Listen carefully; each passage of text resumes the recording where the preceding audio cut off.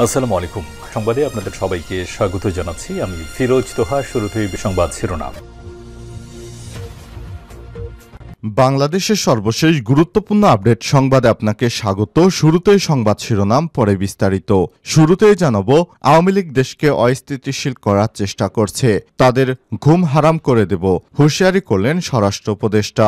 আওয়ামী লীগ দেশ থেকে কোটি কোটি টাকা বিদেশে পাচার করেছে, এখন পালিয়ে যাবার পর সেই টাকা দিয়ে দেশকে অস্থিতিশীল করার চেষ্টা করছে। আওয়ামী লীগের ঘুম হারাম করে দেব বলে মন্তব্য করেছেন স্বরাষ্ট্র উপদেষ্টা লেফটেন্যান্ট জেনারেল অবসরপ্রাপ্ত মোহাম্মদ জাহাঙ্গীর আলম চৌধুরী। এরপর জানাবো, রাজধানীর বনশ্রীতে বাসার সামনে স্বর্ণ ব্যবসায়ীকে গুলি, 200 ভরি স্বর্ণালংকার ছিনতাইয়ের দাবি। গতরাতে রাজধানীর বনশ্রী এলাকায় মোহাম্মদ আনোয়ার নামে এক স্বর্ণ ব্যবসায়ীকে গুলি করেছে দুর্বৃত্তরা। রোববার রাতে এই ঘটনা ঘটে। পুলিশ বলছে, দোকান থেকে বাসায় ফেরার পথে তার উপর হামলা এবং গুলি ও কুপানোর ঘটনা ঘটেছে। এদিকে এখনও পদত্যাগ করেনি বললেন উপদেষ্টা নাহিদ। উপদেষ্টা পরিষদ থেকে পদত্যাগ করে নতুন দলের প্রধান হচ্ছেন তথ্য উপদেষ্টা নাহিদ ইসলাম। এমন আলোচনার মধ্যে প্রধান উপদেষ্টা ডক্টর মোহাম্মদ ইউনূসের সঙ্গে সাক্ষাৎ করেছেন তিনি। এরপর রোববার 23শে ফেব্রুয়ারি সন্ধ্যায় খবর ছড়িয়ে পড়ে নতুন দলে যোগ দেওয়ার জন্য উপদেষ্টার পদ থেকে পদত্যাগ করছেন নাহিদ ইসলাম। পরে এ বিষয়ে চ্যানেল 24কে তিনি বলেছেন, আমি এখনও পদত্যাগ করিনি। এবারে জানাবো, কুষ্টিয়ায় বৈষম্যবিরোধী ছাত্র আন্দোলনের এক নেতাকে বহিষ্কার।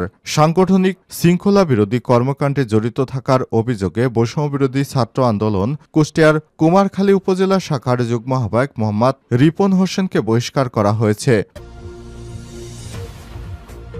এদিকে সিএনজি স্ট্যান্ড দখল নিয়ে দুই পক্ষের সংঘর্ষ, আহত অর্ধশতাধিক। হবিগঞ্জের আজমিরীগঞ্জে সিএনজি স্ট্যান্ড দখল নিয়ে দুই পক্ষের সংঘর্ষে অর্ধশতাধিক লোকজন আহত হয়েছে। রোববার 23শে ফেব্রুয়ারি বিকেলে এই ঘটনা ঘটে।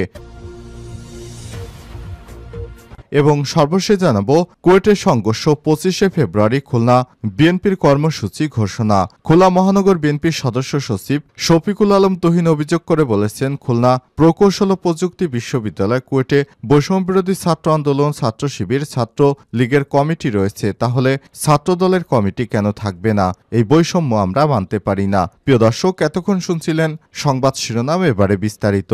তবে তার আগে বন্ধুরা, অনুরোধ থাকবে সংবাদটিতে একটি লাইক দিন। এই চ্যানেলে আপনি নতুন হয়ে থাকলে আমাদের সংবাদটি দেখতে দেখতে চ্যানেলটি সাবস্ক্রাইব করে রাখুন। কমেন্ট করে বন্ধুরা আপনার মূল্যবান মতামত জানিয়ে দিন আপনি বিশ্বের কোন দেশ থেকে বা বাংলাদেশের কোন স্থান থেকে আমাদের সংবাদটি দেখছেন এবং শুনছেন। এবারে বিস্তারিত।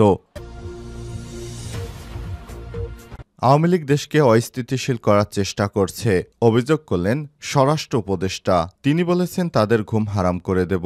আওয়ামী লীগ দেশ থেকে পাচার হওয়া টাকা দেশকে ফেরত পাঠিয়ে আবার সেই টাকা দিয়ে দেশকে অস্থিতিশীল করার সব ধরনের চেষ্টা করছে বলে মন্তব্য করেছেন স্বরাষ্ট্র উপদেষ্টা লেফটেন্যান্ট জেনারেল অবসরপ্রাপ্ত জাহাঙ্গীর আলম চৌধুরী। গভীর রাতে সংবাদ সম্মেলনে তিনি বলেছেন, আমরা শক্ত হাতে তাদের প্রতিহত করব।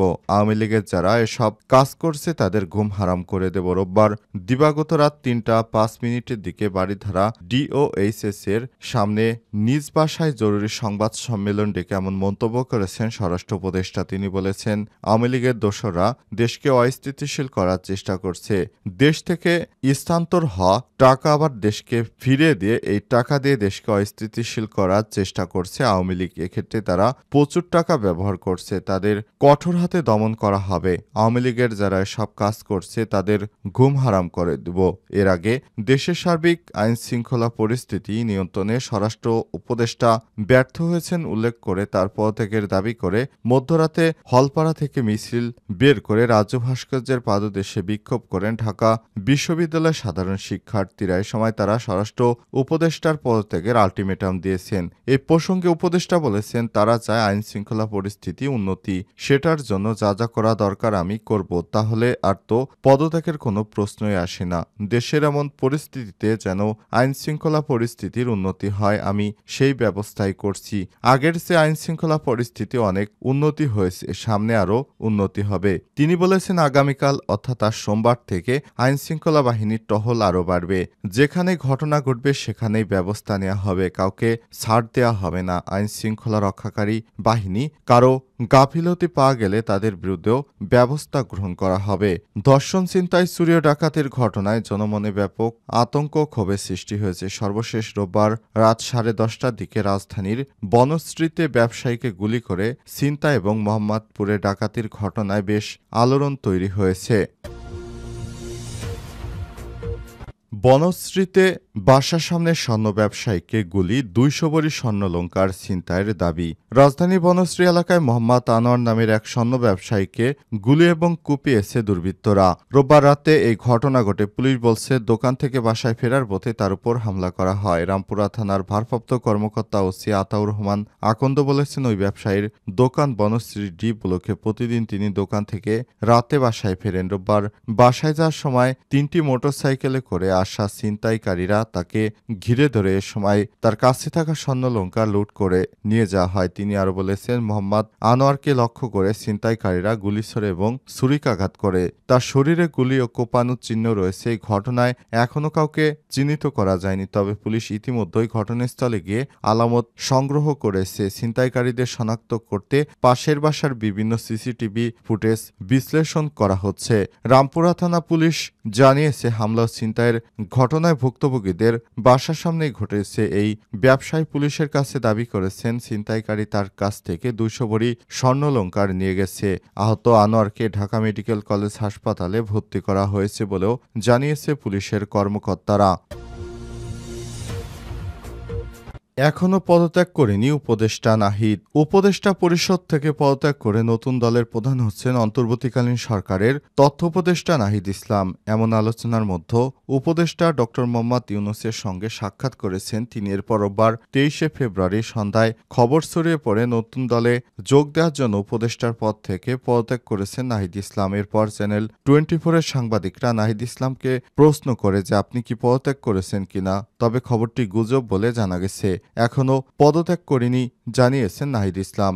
এদিকে এ বিষয়ে প্রধান উপদেষ্টার উপপেশ সচিব আবুল কালাম আজাদ মজুমদার গণমাধ্যমকে জানিয়েছেন, উপদেষ্টা নাহিদ প্রধান উপদেষ্টার সঙ্গে সাক্ষাৎ করেছেন, শুধু এইটুকুই জানি। তথ্য উপদেষ্টা ছাড়াও আরও কয়েকজন উপদেষ্টা সাক্ষাৎ করেছেন, এটা নিয়মিত সাক্ষাৎকার বলেই জানি। উল্লেখ্য, অন্তর্বর্তীকালীন সরকারের তথ্য সম্প্রচার উপদেষ্টা মন্ত্রণালয় এবং ডাক টেলিযোগাযোগ ও তথ্য প্রযুক্তি মন্ত্রণালয়ের উপদেষ্টা নাহিদ ইসলাম। উল্লেখ্য, অন্তর্বর্তীকালীন সরকারের তথ্য সম্প্রচার এবং ডাক টেলিযোগাযোগ তথ্য প্রযুক্তি মন্ত্রণালয়ের উপদেষ্টার দায়িত্ব পালন করছেন নাহিদ ইসলাম। বৈষম্য বিরোধী ছাত্র আন্দোলন ও জাতীয় নাগরিক কমিটি নতুন রাজনৈতিক দল গঠন করছে, এর নেতৃত্ব দেবেন নাহিদ ইসলাম। সে কারণে তিনি উপদেষ্টার পদ থেকে পদত্যাগ করবেন বলে আলোচনা হয়েছে।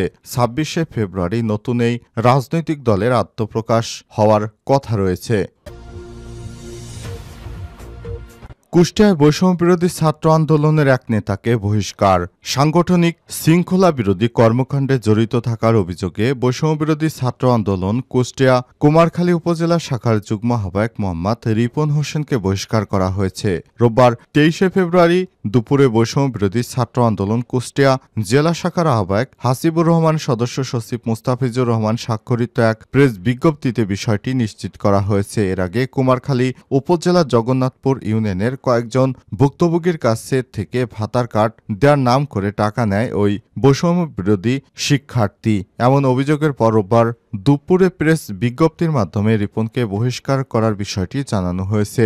বিষয়টি স্বীকার করেছে বৈষম্য বিরোধী ছাত্র আন্দোলন কুষ্টিয়া জেলা শাখার আহ্বায়ক হাসিবুর রহমান। জানান, সাংগঠনিক শৃঙ্খলা বহির্ভূত কর্মকাণ্ড, জুলাই স্পিরিট পরিপন্থী কার্যক্রম, যার বিরুদ্ধে অভিযোগ পাওয়া যাবে তাকেই ছাড় দেওয়া হবে না, তার বিরুদ্ধে অবশ্যই সাংগঠনিক ব্যবস্থা গ্রহণ করা হবে। এরই ধারাবাহিকতায় তার বিরুদ্ধে সাংগঠনিক ব্যবস্থা গ্রহণ করেছি এবং তাকে পদত্যাগে বাধ্য করা হয়েছে।